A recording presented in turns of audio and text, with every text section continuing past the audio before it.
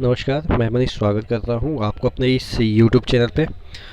दोस्तों, जो मैंने बोला था लगभग वैसा ही चीज़ें हो रही है। देखिए, मैं ये क्रेडिट की बात नहीं कर रहा हूँ, बस आपको ये समझा रहा हूँ कि भविष्य में और क्या हो सकते हैं।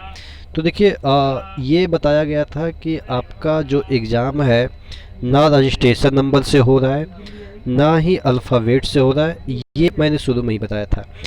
ये 2 पॉइंट आप ध्यान रखेंगे, ना अल्फ़ाबेट से हो रहा है, ना रजिस्ट्रेशन नंबर से हो रहा है, और ना ही जिनका ईमेल आया है उनका पहले हो रहा है। और ये चीज़ें मैंने उसी दिन क्लियर कर दिया था जब से आपके ईमेल आने चालू हो गए थे, कि ईमेल एक माध्यम है आपको बताने का कि ये चीज़ें से आप अपना चेक कर सकते हैं।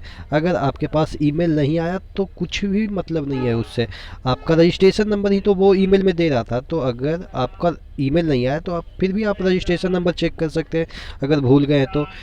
वो एक फॉर्मेलिटी था जिससे कि आप एक मतलब कि वहाँ पे रजिस्ट्रेशन नंबर को बताने का उनका एक फॉर्मेलिटी था।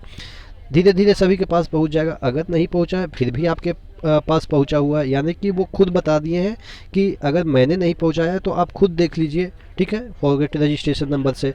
तो ये कहने का मतलब है। और भी जो चीज़ें भविष्य में आएगी, क्या संभावनाएं हैं फर्स्ट फेज के एग्ज़ाम में, कैसे कैसे पेपर आएंगे, सभी को एनालाइज करेंगे। बने रहिएगा चैनल के साथ। देखिए, यहाँ पे आपको लगभग एक्यूरेसी के साथ जानकारी मिलेगी, और आप ही लोग नीचे कमेंट करके बताते हैं कि क्या मैंने बोला वो सही हुआ या नहीं हुआ। वो आपके कमेंट से दिखते हैं। वो अलग बात है कि निगेटिव फैलाने के लिए तो कुछ भी बोल दो, कुछ भी, मतलब इवन गॉड को भी निगेटिव बोला जाता है, तो वो अलग बात है।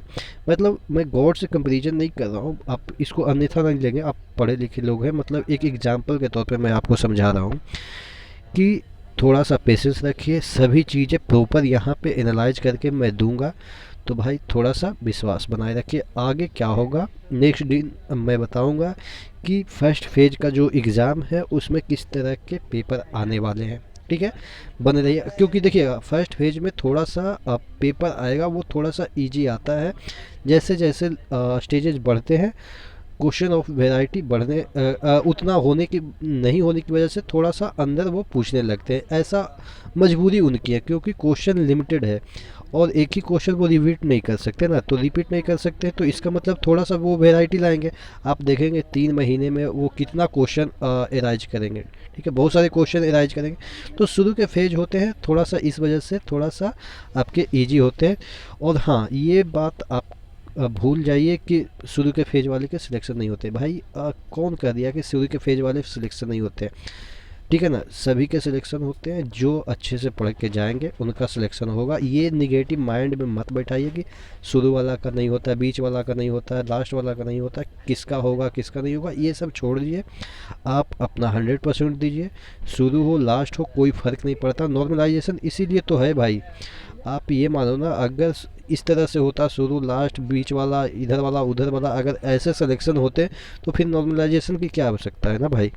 तो आप ये मान के चलो आपका सिलेक्शन होगा। नॉर्मलाइजेशन इसीलिए लाया गया। अगर हो सकता है कि शुरू के फेज में ही अगर टफ क्वेश्चन पूछे जाए तो आप ही का सबसे ज़्यादा हो जाएगा नॉर्मलाइजेशन। तो ये सब चीज़ें निगेटिव चीज़ें छोड़ दीजिए कि किसका होगा किसका नहीं होगा। आप पढ़ के जाइएगा, आपका सिलेक्शन होगा, बस ये मान के चलिए, ठीक है। तो नेक्स्ट वीडियो में मिलते हैं कुछ और एनालिसिस के साथ, कुछ और अपडेट आएगी तो उसके साथ भी मिलेंगे। तो अगर चैनल पे नए हैं तो सब्सक्राइब कर दीजिएगा। नेक्स्ट वीडियो में मिलते हैं, तब तक के लिए धन्यवाद।